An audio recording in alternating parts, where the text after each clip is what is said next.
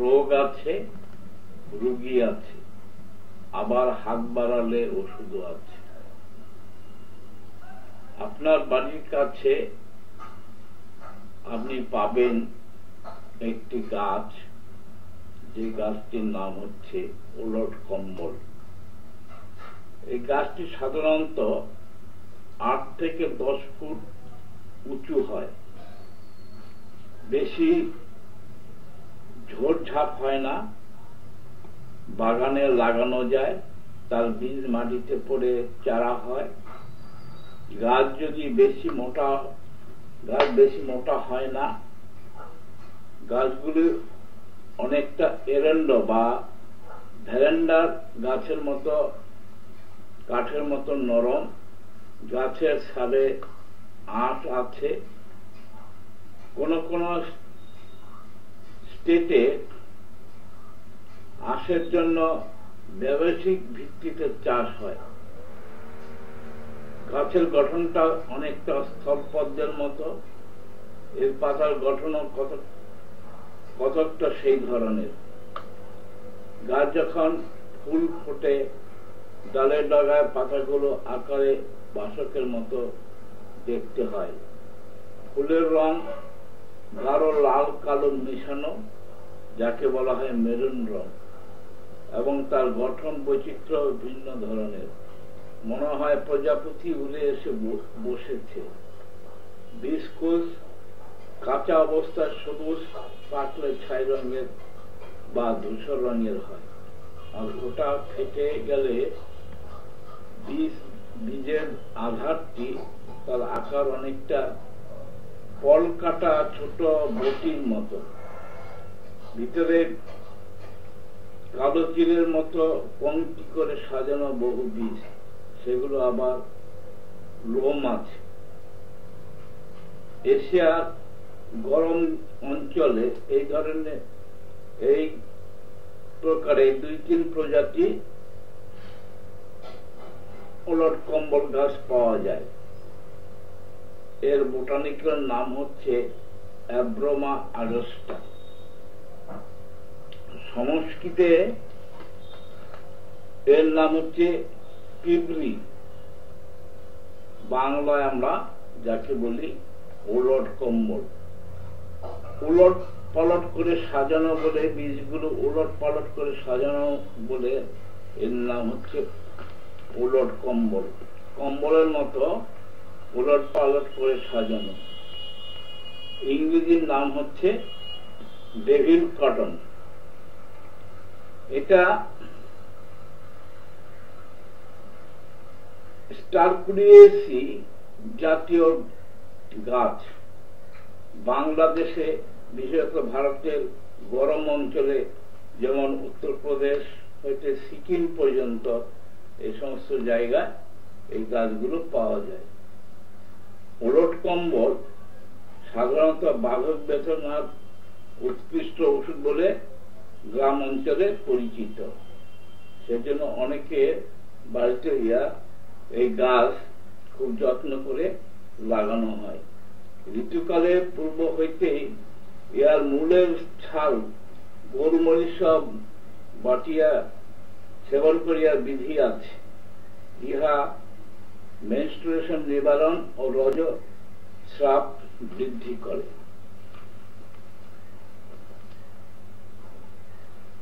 এর ভেষজ গুণ, আমরা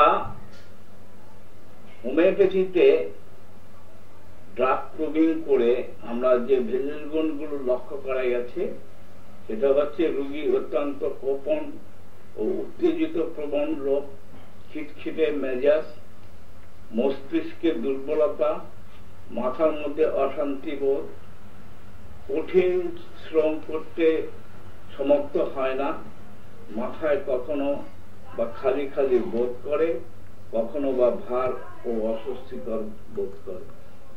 মাথা ঘোরা আছে, রোগী সেজন্য ঘুরিয়া পড়িয়া যায়। মাথার পিছন দিকে বেদনা বোধ, রোগী কোন প্রকার প্রতিবাদ সহ্য করতে পারে না।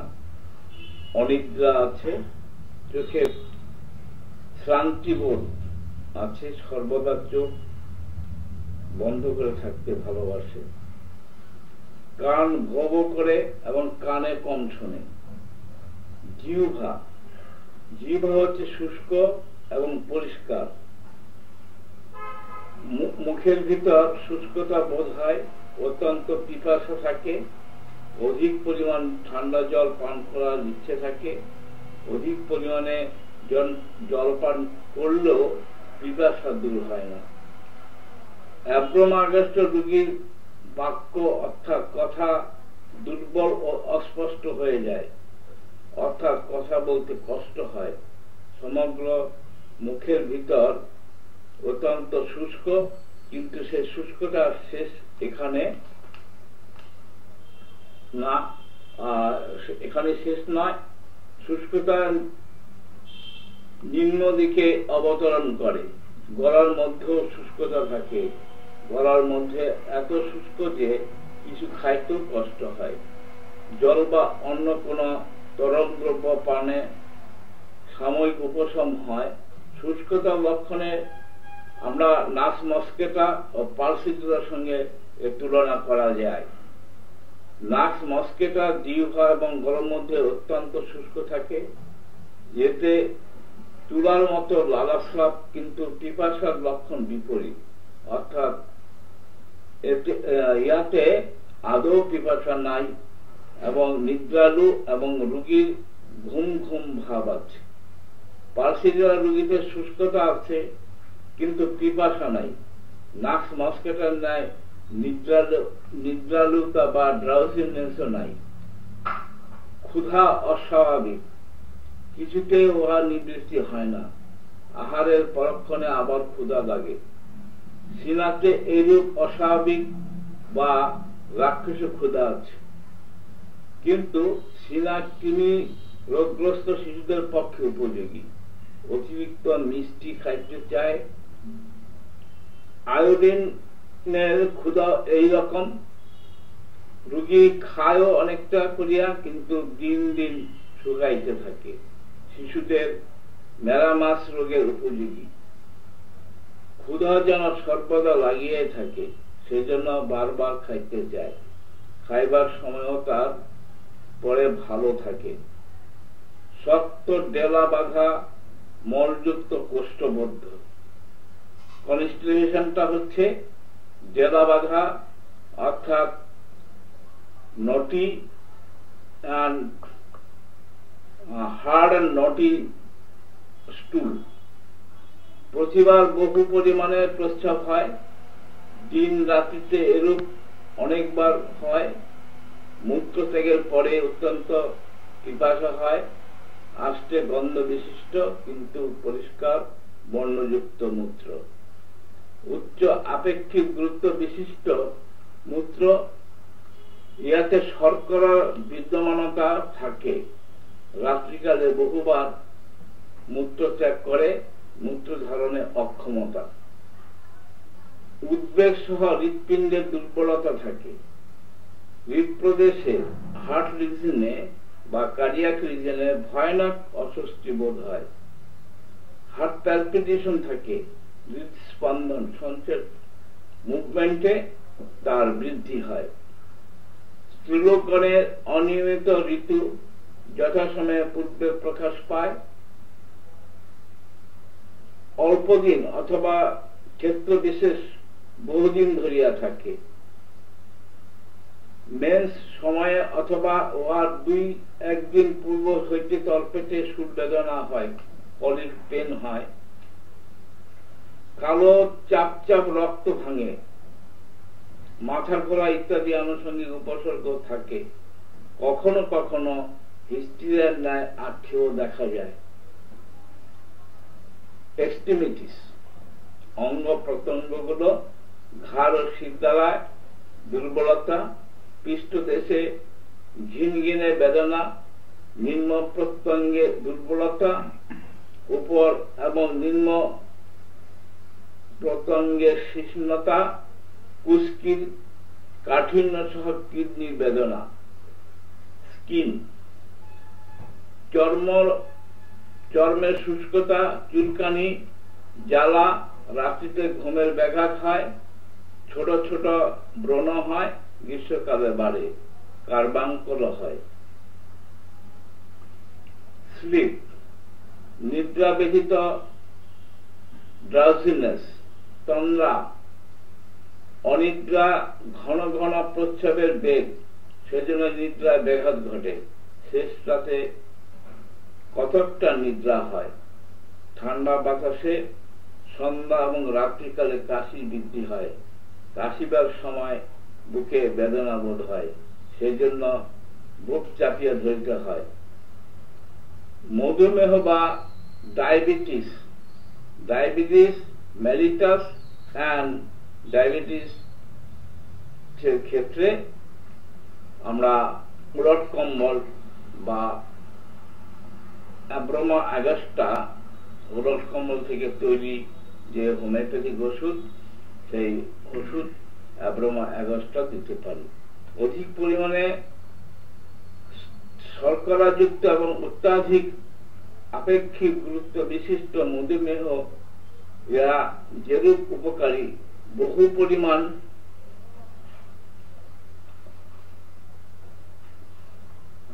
রাত্রিকালীন পরিষ্কার প্রস্রাবেও এরা তেমনি উপযোগী।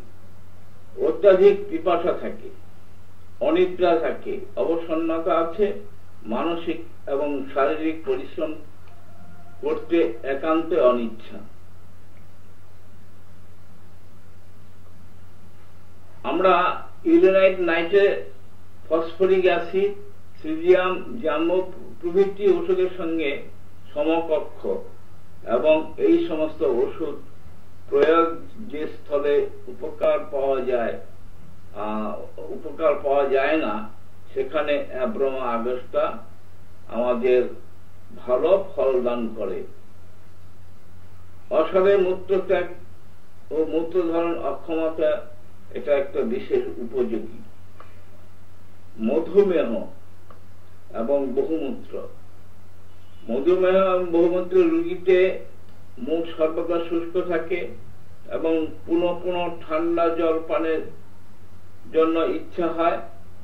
বহুমূত্র রোগীর আমরা আর একটা বিশেষত্ব পাই, অস্বাভাবিক ক্ষুধা।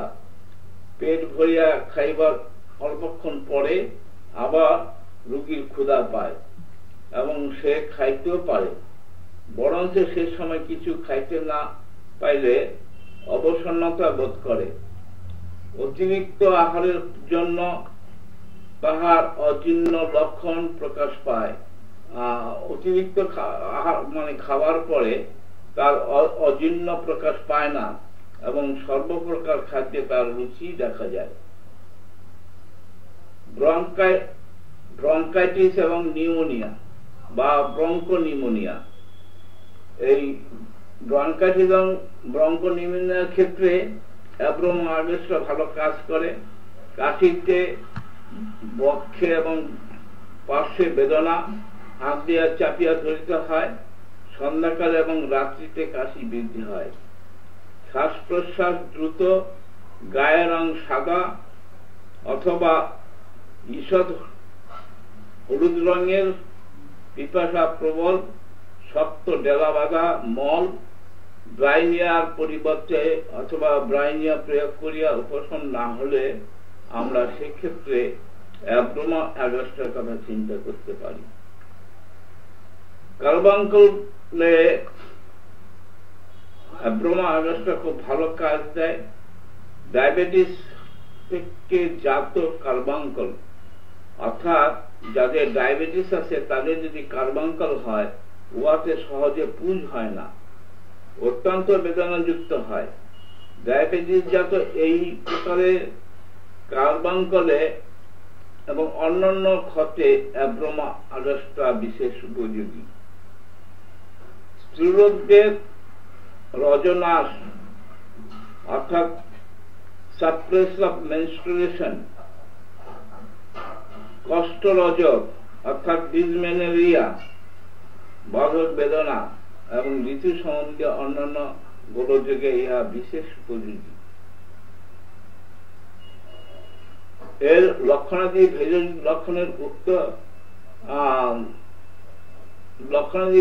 লক্ষণের উক্ত হইয়াছে মৃতসংজ্ঞা গোলযোগ সহ দুর্বল লোকের হিস্টেরিয়া এটা বিশেষ উপযোগী। আর আমরা যখন